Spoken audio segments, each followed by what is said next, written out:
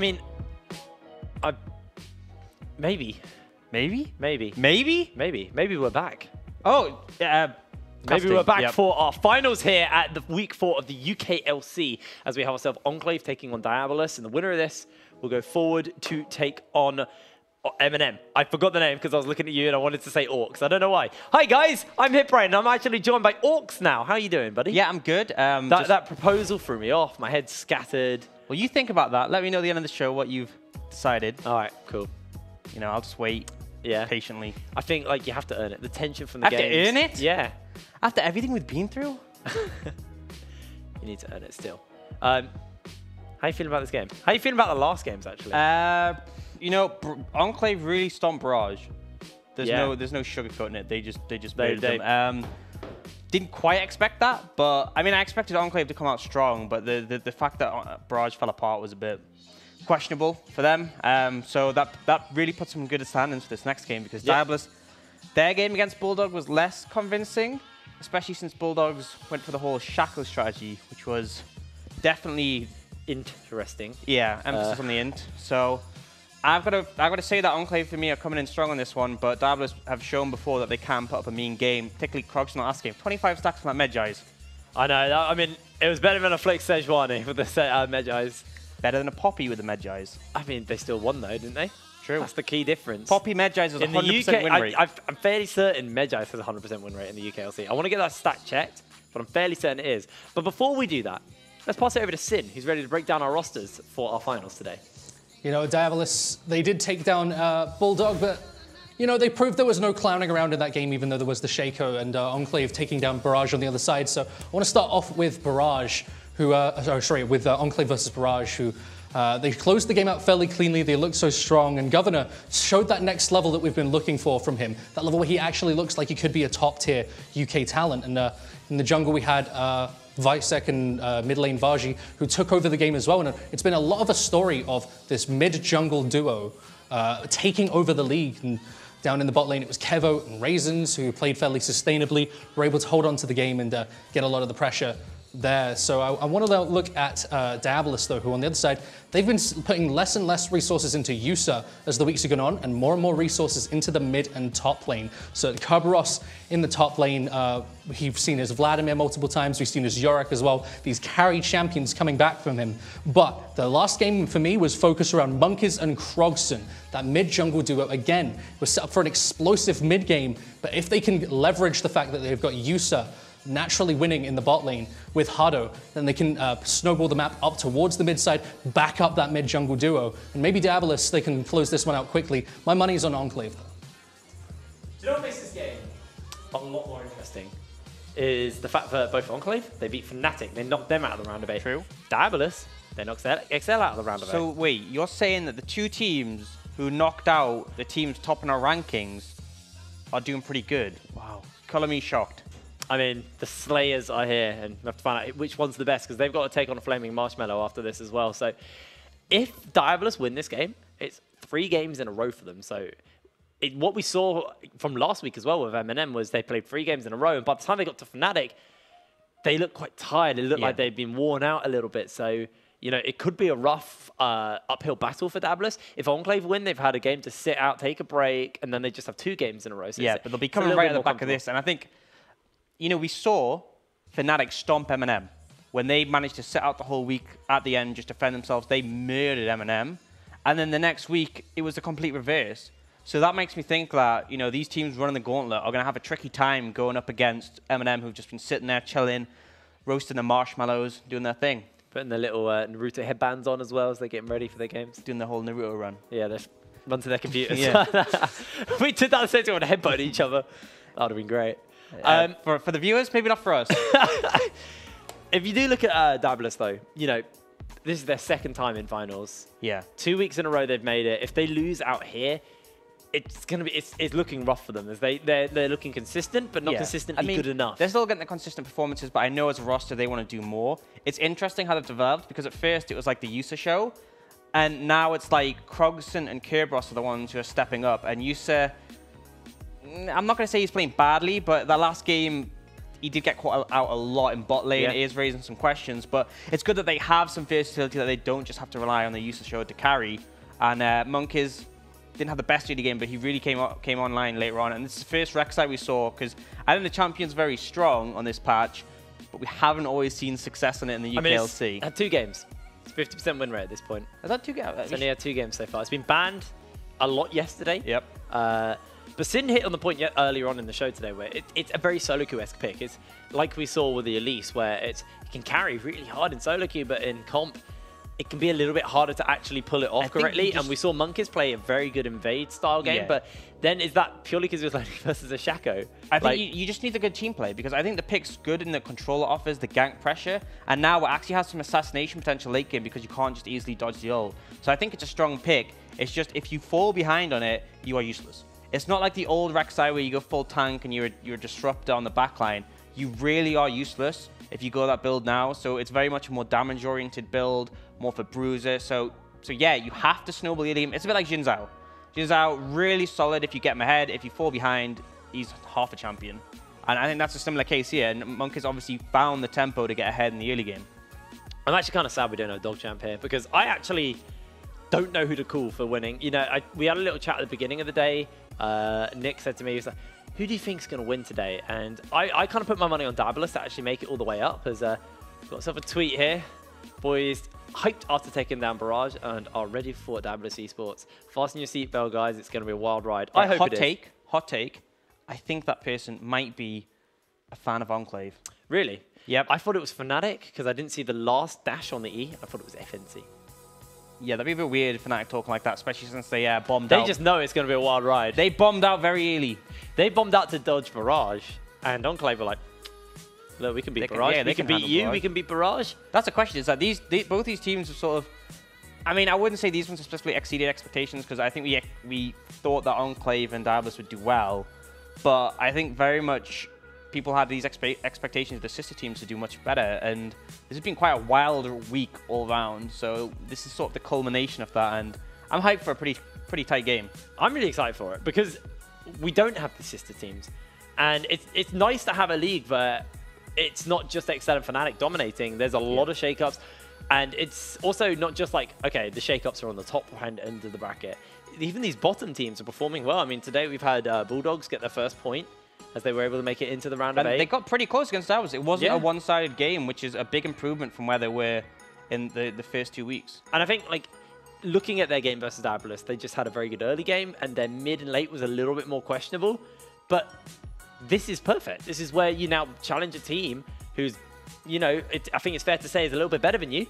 And then you can look at it and go, right, we had a good start. What went wrong? And you can look to improve. And then this growth is so big. We heard from the players last week. A lot of them were saying, we want to get beaten by Fnatic so we can learn where our weaknesses are, because they will be able to exploit us in just such a dominant fashion. But we'll learn our weaknesses as a team. Unfortunately, Fnatic have let a lot of these teams down because they're not able to beat them anymore. They kind of just flopped. Or maybe Fnatic beat them so many times that everyone got their number, and now they know how to beat them. True, that's a fair point. Maybe Fnatic just played into the other team's hands. Or maybe Fnatic and Excel aren't as, you know, as just dominant as we pegged them to be. You know, they're clearly teams that...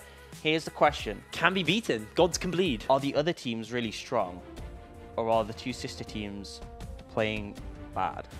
I want to say strong, but I feel like E-Masters is where we'll actually find out if we are strong as a region. True. But we are into picks and bans. Kerberos is going to be denied the Yorick once again. The Nico not going to get over to Kevo here. Yeah, I mean, that pick is so frustrating to play against. Any dive is just completely negated, and particularly when Diabolus on the red side, it's really easy to pick up that Jarvan Galio combo, which isn't that effective against a Nico who just pops the ult, stuns you all, and brushes it off. Okay, well, that's the Yasuo taken off the board here. Denying that from Yusa. Not sure if you really needed to, but, you know, we'll let it slide. I would have given him these, so I'd be like, you take it, buddy. After his last performance. All right, well, the Zoe also getting taken away. Yeah, that is a fair call. Warzy was a monster on that pick. I would not want to play into that. And you have to ban the Kindred here, if you're Diabolus. You could, if you don't have a plan against it. But yes, Wisex's had a lot of success. We've seen it consistently ban against him, so the Kindred ban makes sense. Or do they have a strategy to deal with it? And they ban away the Lucian. Don't want to give that over. Yeah, so that's fair. So that means the Kindred is available, which is something we've seen Wisec constantly pick. The Jarvan top lane has been taken, which we saw, well, not necessarily top lane into flex, but Governor likes to play it in the top. I wish. I wish very much. Of this side, I could imagine them going for a strong bot lane here if they want to put priority on Yusuf and Hado. Maybe a decent jungle pick, or potentially, I mean, the Rek'Sai is open, so that's potential. But I think the Ezreal makes a lot of sense to me to use success on it. And perfectly, you play that in the Jarvan, the Cataclysm. I don't know if you know this. You can Arcane Shift out. Yeah. Very simple. This seems to be your point with a lot of ADs whenever we see the Jarvan. Is a lot of these ADs just out of the... Yep. It's very frustrating to play against. When you're like, oh, I've got the ult, and they're like, no, not anymore. Yeah, so Ezreal drawn, pretty solid bot lane for Yusa and Hado, going to come out. I believe it's what they played last game. So confident with that, and it doesn't reveal a ton about their comp. And then we go over to Enclave. Interesting that they... Wait. Go for it. Are locking the Gragas in. It's a get a flex. They still might not have picked the jungler. Like, you can think that Isaac is going to go for the Gragas. He had a great performance on it. Yeah. But it could still get flexed to support. The Jarvan could be top or jungle. There's still a lot of flexibility, which is what we like to see. I feel that like they could also now force Diabolus to have to pick a jungler here, and then depending on the bans, they can look to try and counter whatever jungler they get and send that Gragas into the bot lane to go with Kevo. That is an option to them as well. But Monkey's going to get his hands on the Rek'Sai. Makes sense to get the Rek'Sai. He had a really solid game. The early game was a bit shaky, but later on he really came to fruition. The only issue is you don't know what you're up against on the other side. To be honest, I think the Gragas would be fine to the Rek'Sai, but there is still the option for Enclave to flex around a bit. Now comes the ban and says they are going to get rid of that Kindred. So they know that they could have flexed that Jarvan on that Gragas. They know the Kindred still could be a pick, and they don't want to have to deal with that because Isaac has had a lot of success on it. I mean, the win rate may say 50%, but every game he's played he's come online. I feel like, yeah, the win rate alone isn't enough to say, okay, it's actually not as good because Isaac, very dominant jungler. Fair to say one of the best early junglers we've got in the league. He is prone to falling off in the mid and late game. Yeah. That's where he falls short, but what he does for the team in the early game and into that early mid game is so impactful and is basically one of the major factors that wins Enclaves their games. Giving him something like the Kindred, which he's been so impressive on, just makes sense to take it away. Starting to see a lot of mid lane bans. This is the issue is Diabolus don't know what they're banning up against. They go for the one role they know almost definitely hasn't been picked. It's mid lane, so they get rid of that Syndra. On the other side, Enclave take out the Orianna. I think the next ban is going to be the Lissandra. Krogson had a great game on it, and it does make things a bit difficult for that Kai'Sa later on. It is Lissandra. I'm right, of course. Man. Now it goes over to Diabolus. So you're left in a position because you can blind a safe mid, but a couple of them being taken off the card. The Orianna's gone, the Lissandra's gone, and with LeBlanc still open, could be a bit risky. Or you take a top laner here without necessarily knowing your matchup. They're going to go the Vlad, which is technically a flex, but I think we can all guess where that's going to go. Most likely going to go to Curb if he does lock that in. They do, and I mean, he's looked good on it. 3 games in a row, this man. Not in a row. This is his 3rd game into now. the Jarvan, you actually saw Eagles put up a pretty good fight in a lot of the trades, but there will come a point where it gets outscaled, and obviously a great flank on Vlad's always going to be useful late game. The thing is, however, this does mean that they do get the counter pick in terms of mid lane, so if they take LeBlanc, which I said was open, it's not a counter pick as such. I think that Krogson may struggle to find something to go well into it, but at least because they left that mid lane pick for last, they're not given the matchup that Warzy would perfectly want. Yeah, they can at least pick to neutralize it more than win versus it. As Enclave looking towards their last pick, going to pick the Alistair for Raisins. Is a pick that I believe it's one of these picks that he's been in his pockets for a while. He's mostly been leaning into the Galio since he's been on, but this is another pick that he has been known for. I mean, you take the Galio when it's open, but when it's banned away, Alistair's going to it's going to provide more primary engage compared to the Galio, which is better follow-up. Has some decent lane presence, and Krogson's going to take that Rise, which is a fairly interesting matchup in LeBlanc. There's a lot of gank pressure. Like, if Gragas and LeBlanc come down hard on the Rise, you can really struggle. But the thing is, Rise has so much mobility because of the movement speed he gets if he goes phase rush, and the fact he gets that movement speed from his passive and the shield. He can actually duel pretty well, and then one big concern for me is going to be the 1-3-1. Because LeBlanc doesn't have TP, and eventually Rise will just win out the side lane. Vladimir is going to eventually win out against Governor, so Diabolus very much have this late game 1-3-1 win condition, and then to get to that point, they have the Rek'Sai, they have the Ezreal, they will give them that sort of early mid spike they need to get to that point. And then on the other side, for Enclave, it really comes down to how much pressure Wizard can make. Yeah. On the back of Warzy, because LeBlanc Gragas is very strong. You take Predator, you can be almost anywhere on the map. LeBlanc follows up, boom, bam, bam, dead. It's going to really about how Diabolus can scale. They've got used to, like you said, they've got the Rek'Sai to get them there, but we do need to look at Enclave's mid and jungle synergy. These two players coming over from the Polish region as well, who's been a consistently good region in the European regional leagues. They're coming over, they're proving their point, they're playing very well. And I feel like these are two players who you need to be worried about if you're on Diabolus. Especially when they have a combo like Gragas and LeBlanc. It's very difficult to deal with that much CC. If the Gragas is Predator, you can just get up to body slam, and then it's easy for the LeBlanc to land the chains. There's so much burst damage there. If you lock down the Rise or the Rek'Sai, they will die. Yeah. It works in reverse, though. You can't really lock down the LeBlanc is easy unless she oversteps. But with the Gragas, you know, if you land that root on him from the Rise and then the Rek'Sai knocks up, you can also take that back. So I'm expecting some volatile mid-jungle action, but I have to favor the pressure to Enclave. The thing that I favor over to Diabolus is, again, that 1-3-1, because Vladimir and Rise in side lanes is going to be a nightmare in the late game. And you know, Krogson, you know Curb, two players who've been playing consistently well here for Diabolus in these later stages. It's not been the Yusha show like we saw at the beginning of the season.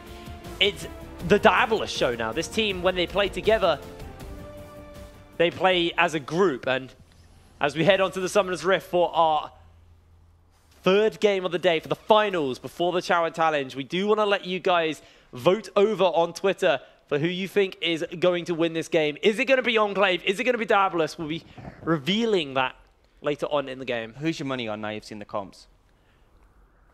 I'm going to stick with my gut and say Diabolus. Okay. I think they've been playing better and better each week. I feel like Enclave have been good each week, but I feel that we've just seen so much growth from Diabolus that it's kind of hard to argue against them at the moment.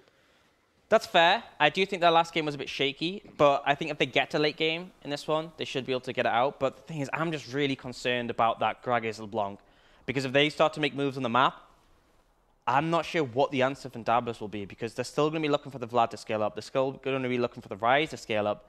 And let's say the Gragas and the LeBlanc come bot and set Ezreal behind, it really puts things a bit into the mix for Diabolus. That's fair. Thank you. I'm glad you think my assessment is fair. Thank you. I'm wondering for the day when you go, that's not fair. That's not cool. You can't say that. Get out of here. It's when you say something that's not fair. But for the most part, your points are reasonable. I can understand them. I can understand your theory behind them. You do see the Enclave bot lane given a leash, which normal circumstances you don't like to give a leash from your bot lane because it sets you behind. But the problem is with this Kai'Sa Alistair, you don't really have that much presence level 1, so you ain't really in a position where you're going to have lane pressure, so you just give it over. You sort of accept that you're going to lose level 1, and they're doing okay. They're actually holding up fine. The fact that you can't see it on the screen right now, but Kevo's managed to get the full wave before it gets pushed in tower, means he's in a good position.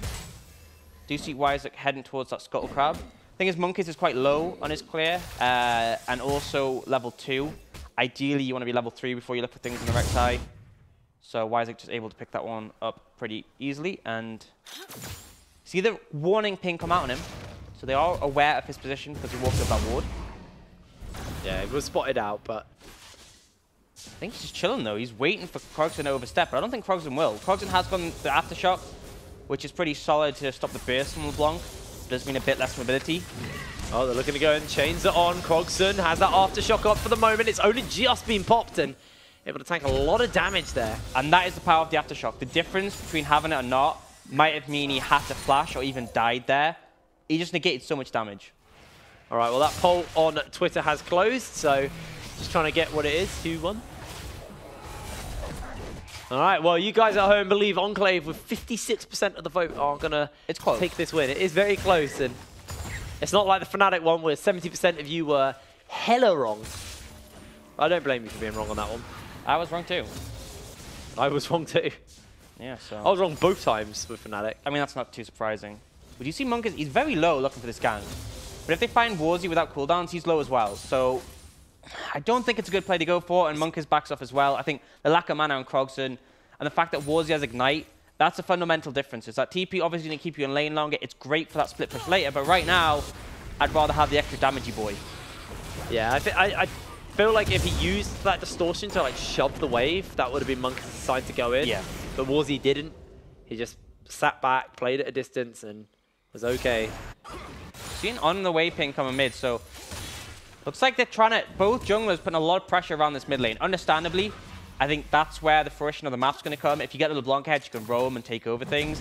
If you get the Ryze ahead, you start that split push earlier. But Isaac looking for things, but I don't think you're going to go for a tower dive right now. No mana on Krogson, though. Well, the chains went wide as well, so Krogson was able just to walk it out. It's taking a fair amount of poke here from the minions, but yeah, does have that teleport. He's going to freeze and TP back, and LeBlanc just isn't going to be able to push it back in time. And the thing is, the LeBlanc would love to stop him from recalling here, but if you go in a tower, you'll get rooted and die. So he just stops his own recall. I guess he didn't want to lose the cannon. Yeah, okay. I think the minion dematerializer meant you could shove him pretty fast, but it still delayed that back a bit longer. You're fine with that as a Ryze. Essentially, if this lane goes even and nothing really happens, the Ryze is advantageous because he scales better and he's going to do so well in that split push. As a Gragas LeBlanc combo, you want to be killing this blue man. The blue man group. You looked at me really expectedly there, like I don't know what the joke was. There wasn't a joke. I just, you know, he's a blue man. He is a blue man. The blue dude who runs around Runeterra collecting runes. He looks a bit like Will Smith in that new Aladdin movie. You know, I want to see some edits of that now. Although he's red in this one. True. But you still have the little picture at the side, the icon. Have you seen the one with Arrested Development? Have you seen Arrested Development? Yeah. You know when he tries to join the Blue Man group, Tobias, and someone edited his face onto the Will Smith genie. It's class. I think it was actually Will Smith has been so memeable for a while. It was actually Doa who did that. You know, was it? Cast it. Yeah, he did that and posted to Twitter. Classic. He's been so memeable for a while. Yeah. I still believe that Will Smith is the coolest human in existence. Was. Not sure about that anymore. He still is. He's still so cool, dude. He's lost a lot of his coolness. No, he literally. The fact he's embraced the cringy dad, and Curb just turns into ketchup and slivers away. That is the power of that phase rush. Very quickly gets out. It looks so funny because Isaac came in so fast and then Curb went out so fast. But the movement speed on Vladimir is definitely an asset. And I think for both sides, you're happy with it. Kerberos loses his ult. You're not going to complain from the side of Enclave. And Kerberos avoids the gank. So both teams probably going to walk away like, yeah, whatever. But now, Krogson, Hado and Monk are waiting here. So if Isaac goes in, let's get dicey. The Governor's going 1v1 here versus Curb. Curb, no ultimate. Forced to turn into the blood pool. Does have that flash, and now Governor trying to kill him here. Transfusion's not up, and Curb forces the flash. Governor goes in and gets first blood. Held the flash for so long. I think Kerberos got really greedy, thought, oh, I don't need to flash out the Cataclysm and just buy time. He should have just flashed out instantly, ran away. But no, got greedy, pays for it with his life. He just wasted his blood pool as well. Just flash, man. Just use your flash. Use your something. He has to use it anyway, but dies. Was he? Ignite has gone down. Krogson's actually taking a lot of minion aggro. The flash gets interrupted by Monk. Chasing the wrong one. This time does actually get on. Minion. Doesn't matter. It's just the style points. I mean, he gets the CS as well, so I'll take it. But yeah, bit of a misplay. Krogson baiting very hard, but does manage to get out. And then Warzy flashing. So he flashed over the Rek'Sai, but still got hit by the knockup. Bit unfortunate, but does pay for his life. Now Isaac looking for Monkus here, but I'm not sure you want to go for this. I didn't see you got that, as Monkus actually does have ultimate available, but not going to follow for the moment. Good belly boop stops him from getting away, so Isaac playing confident. Prove me wrong once again. Just two-shotting a few minions. He hit Kevo there, and that chunked him and stopped. I'm not sure if he was recalling or just chilling, but either way, he's no longer chilling.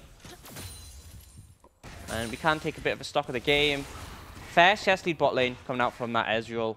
We'd expect the pressure advantage to be on Diabolus' side in the early levels, but you always take that. Back in for the tier and the Shun, really nice position to be in. The Ryze is on that tier 2 Dark Seals.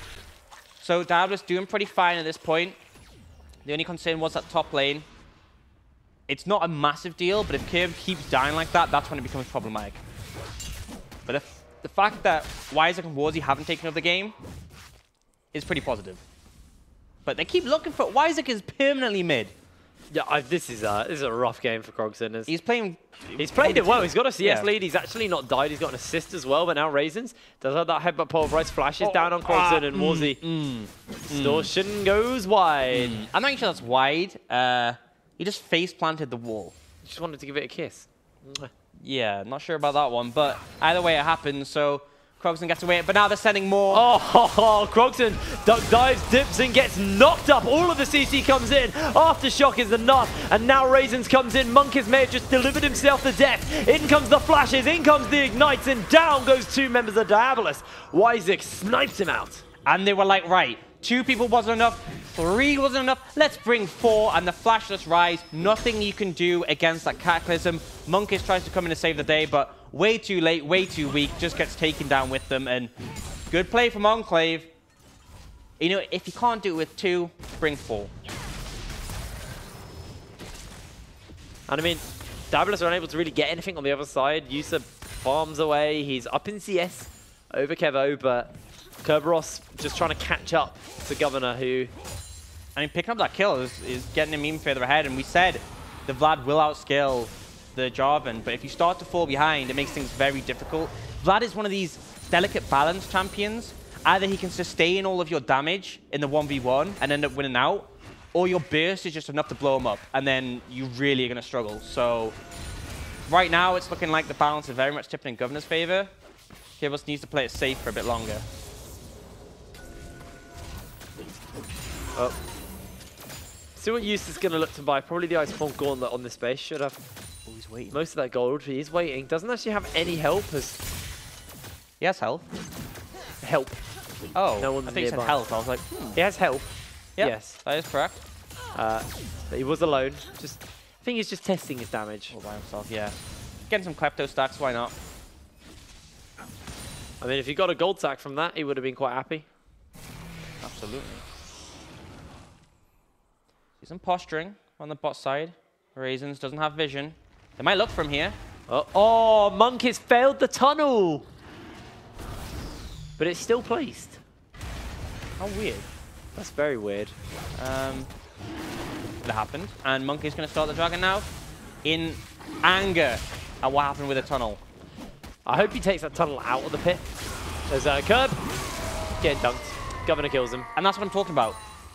There's that window where if Kerberos was a bit stronger, survived an extra like 3-4 seconds, he would have got another empowered Q off, he would have got the ult heal off. But the difference is when Governor's this far ahead, you don't have the opportunity to heal up. And Governor just absolutely dunks him. So It's 3-0 on the Jarvan. he's mirroring him. And this is someone who I had concerns about, not even before the split. There were some questionable games to Governor, but now he's showing he can play more carry-based champions and stomp Kerberos.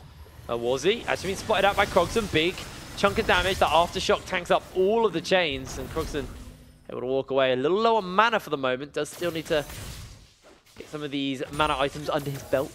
Has got the tier stacking. But that is one crucial thing, is that although his mana looks fairly low, because he has the double dark seal and he has that tier, he still has a fair amount to do a combo. We'll recall now, but it's deceptive. I think the big thing is, though, he has his flash again, so that offers him some safety. And that Aftershock is just so vital. Really strong on range champions. Very strong on range champions. I hate that rune. Yeah. As a mid laner, I hate that rune. Understandably. Understandably. All right, we're 12 minutes into the game. 4 kills to Enclave, but Diabolus are doing a pretty decent job of only keeping themselves 400 gold behind Enclave, so not sacrificing too much. The big point of concern is this top lane, as Governor is able just to slowly chip away. Kerberos died essentially under his tower, and it was a solo kill. That's where things get really scary when you're in the side lane and you can't even defend in a tower. So Kerberos really needs to sort things out, because if that starts consistently happen, they can kiss this game goodbye. Definitely seeing cleaner games out of Enclave today. Diabolus definitely a more messy game versus Bulldogs, but it's the style of Diabolus. They like to scrap, they like to fight. They like to make it exciting for us at home. Yeah, they like to throw in the early game so they can bring it back later. It's more exciting that way. You know, if you used to get a quadra kill in the base and then suddenly you pull the game back, so much more interesting. As Curb does actually avoid the flag and drag and just gets auto-attacked out. As once again he's been caught. This time the Hemoplague is on.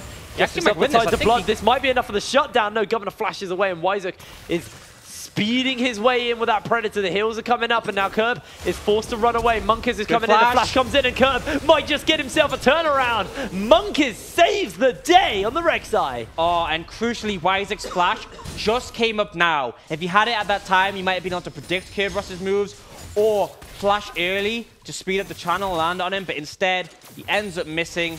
Good moves from Kerberos and Monkiz to cover him, and now that Vlad's looking a bit less in a difficult position, shaking off the pressure from the Jarvan. That's enough to equalize the gold as well. As Curb now flashless, Governor flashless, but as these items start to come in, if you can get that shutdown, if you can get that 1v1 onto Governor, Curb will just run away with his lane. We are starting to see some shutdown gold develop on the rise, and the Ezreal mostly from farm. Yusuf pulling a decent amount ahead in CS, but also that Klepto going to help out massively.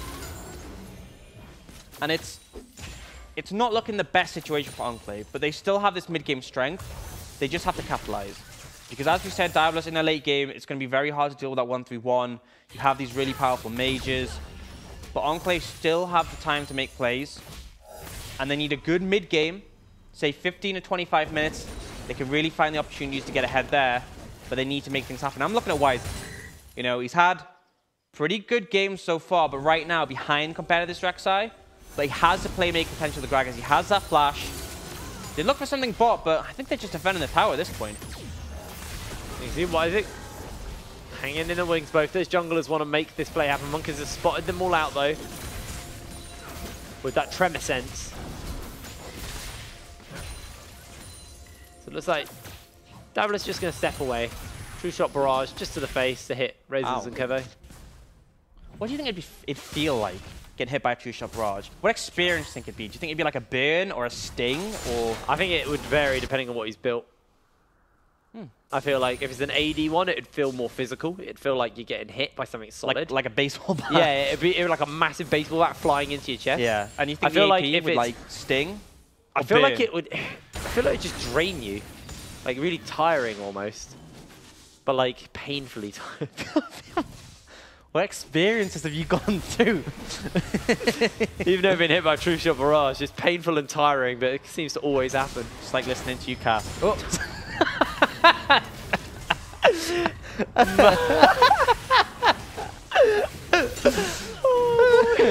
I couldn't resist. I'm sorry. I mean, it was a good one. You hang out for me. Painfully I'm going to take the shot. Oh boy, right. I have to flame you at some point now. You'll find your chance, I'm sure. Yeah, I'm sure I will.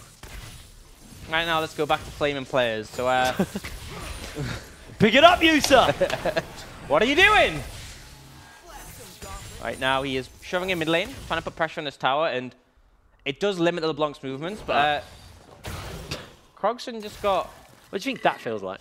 You know when you're like... Sticky and wet, because it's like a beer. you know like when you're at a club and someone throws a drink, and it just lands on you, like that.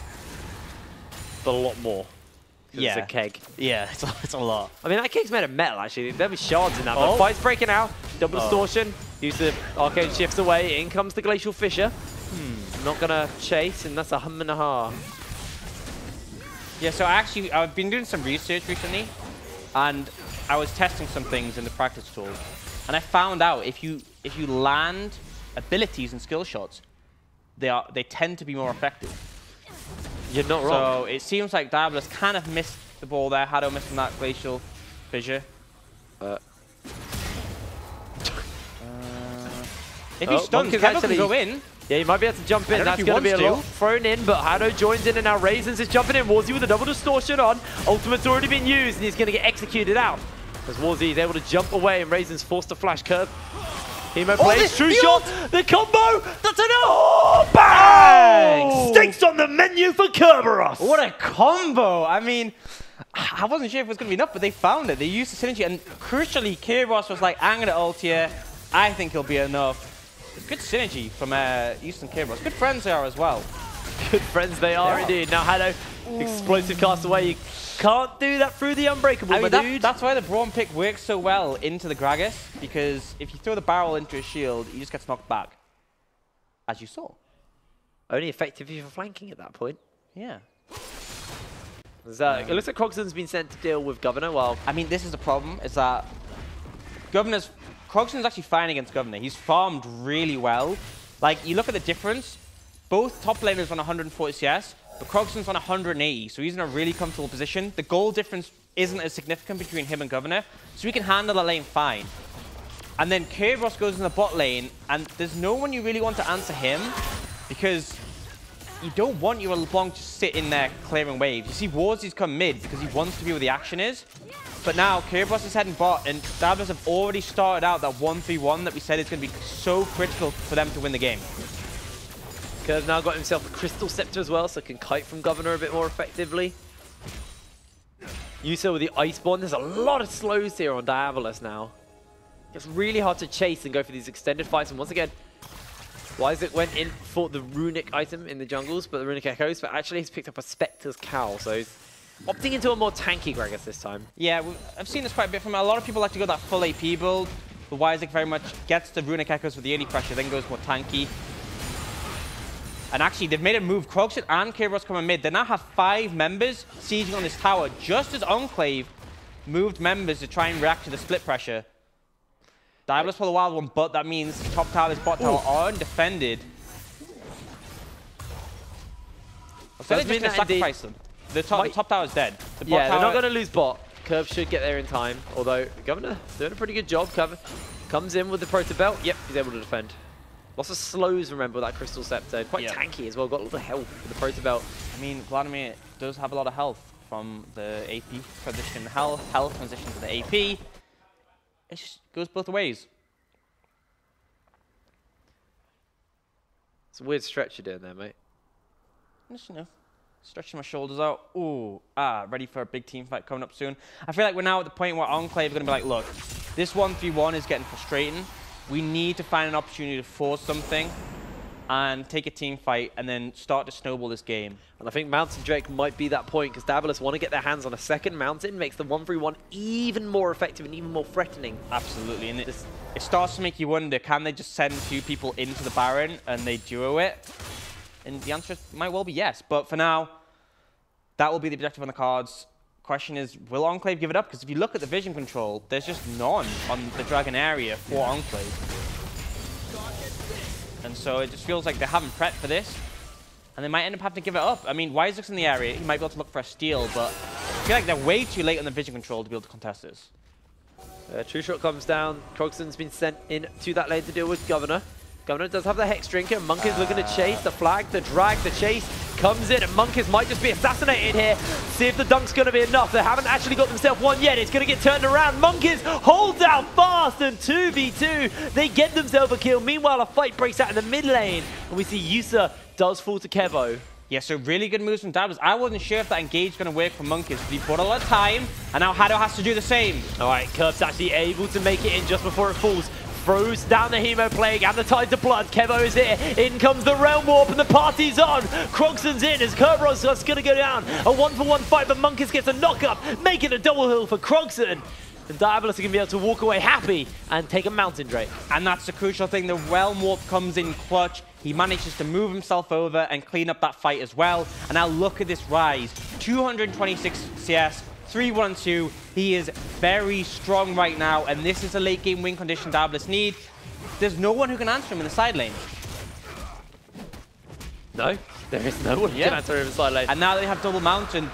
The real concern for me is that at any point they could just throw a couple of members over the Baron. I mean, you have the Ezreal on the Rex side. They can tunnel over, and the Braum can come too. They could probably just 3-man the Baron.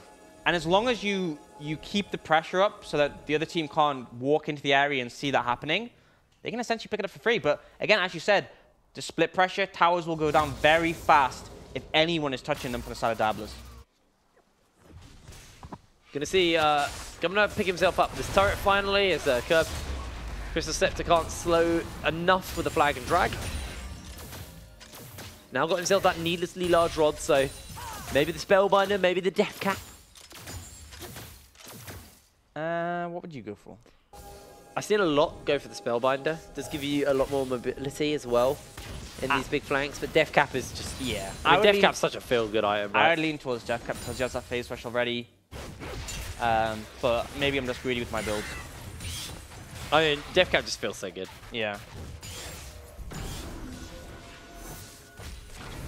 As the Void Staff has been finished up on Krogson. He's now working towards his own Death Cap. He is very strong right now. We can see Governor had the advantage before, but I don't think he can really do anything to Kerberos anymore. He's just too tanky. It's going to take too long to kill him. And because Governor's invested in tanky stats, he no longer has a burst to wipe the Vladimir off the map. So now that split push, I mean, yes, the Governor can hold his own, but he's constantly going to be shoved in. Top lane, there's no real answer to this Rise because the LeBlanc's there, but it's not fun for her. I mean, look at the bounty on this Rise. 1,000 gold. The CS is huge. The KDA is solid. This is going to be a problem for Enclave. Yeah, it's looking like it's getting rougher and rougher, that gold lead.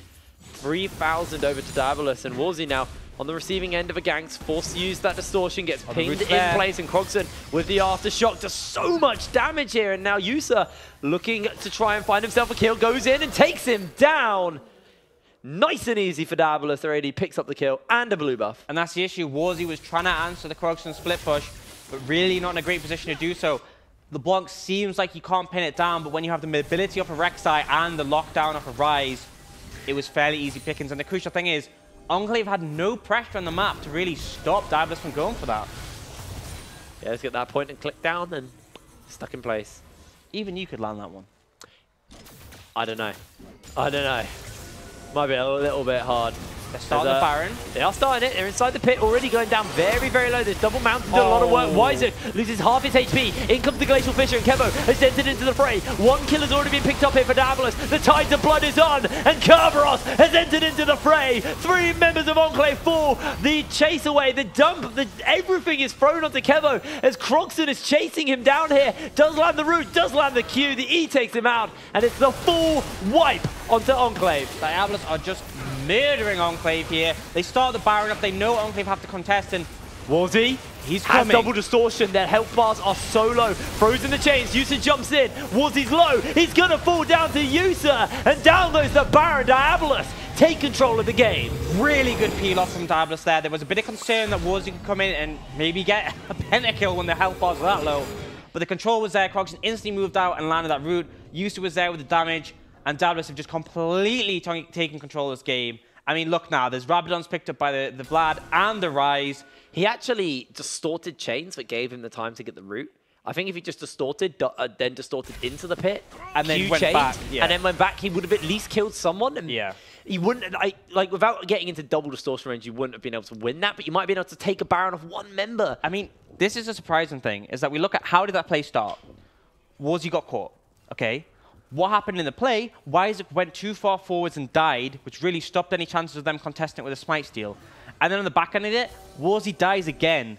And, you know, we talk so much about this Wyzuk-Warzy Wonder duo, and they've been brilliant, but this game, they really just haven't been on form, and Diabolus have been punishing that, absolutely. Ooh!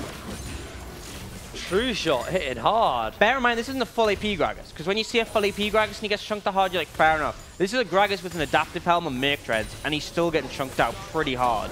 Well, his base even gets cancelled. That's actually really nice for them. Diabolus now able to push in and just siege away on these turrets. Warzy has no way to deal with Kerberos. He's just too much sustain, too much tankiness. Yeah, I mean, what's the best thing for a 1-3-1 comp? Getting Baron. Oh, looking for an engage onto Yusa. Redemption to heal up, and now Warzy's flashing away. Curb just gets a solo kill in the top lane, and now Diabolus able to take himself an inhibitor turret in the bot lane. While they continue to siege on all fronts, Krogson actually getting CC'd in, the Cataclysm into the cast. That shield is disgusting as Krogson holds out. He got himself a double kill, and Curb comes up. Krogson walks out alive, and Diabolus have now cracked open Enclave's base. They might be looking to close this game out here. The turret is going to get focused up for the moment, and Curb jumping underneath the turret, uses the blood pool to seep alive, and in comes the redemption, in comes the teleports. Diabolus may just have done this. That's going to be all a deletion onto one, and the Nexus will be focused. 28 minutes on the clock, and Diabolus take down Enclave and progress to the top of the tower to challenge M&M. That was just decisive, murderous, no other words for that. They crushed Enclave. And we were saying, I mean, the voters said they were favoring Enclave. We thought it'd be close. Me and Sid were like, yeah, Enclave have been pretty solid. Might favor them, but Diabolus, they weren't here to play. I feel, I mean, like, Diabolus, we said at the beginning, you're like, they played versus Bulldogs and it looked shaky. You look at Enclave, they played versus another one of the weaker teams in the league, and they just stomped them. So on paper, it looked like, okay, Diabolus aren't as on form as we've seen them in the past. They come out here versus Enclave and they go, we're on form. Yeah. We were just playing with our food. I think something I had to credit is, I think the draft is really smart. You give Kerberos a great champ for himself, the Vladimir. You have that rise. It gives that late game win condition that you know you can rely on. But then at the same time, they didn't overly commit to we need to sit and scale. They had tools in the bot lane in the jungle. And as soon as they got things going and Krogson got ahead, there was no answer from the side of Enclave. And I feel like that was the sort of issue with that LeBlanc Gragas, is they work so well, but you have to find success. And we saw Isaac permanently around mid lane, and they only found Krogson once, and that was when they brought 4 members, and it didn't really do anything to shut him down. He just continued to farm up and become a powerhouse, and that's the scary thing about Krogson. He is good on mages. He is very good on mages, and I think, I mean, like, Curb as well, very good on mages. He got destroyed early by Governor. Yeah. And then, like you said, the scaling came up, but Curb just, it didn't shake him. His mental looked unbreakable in that game, considering how much of a rough start.